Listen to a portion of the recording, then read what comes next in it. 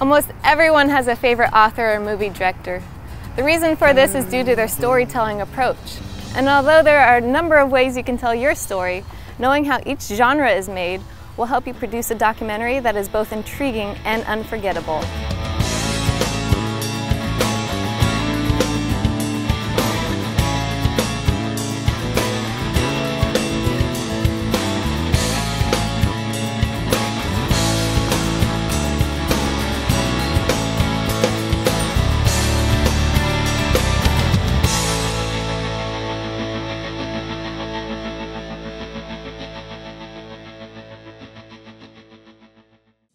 Narration, actors doing recreations, and interviews are some of the many different approaches to telling a documentary story. However, it can be difficult to know when to use them. As such, knowing how most poetic, expository, observational, and participatory documentaries are made can help you get your documentary started right. Probably the rarest yet most unique documentary form is the poetic documentary.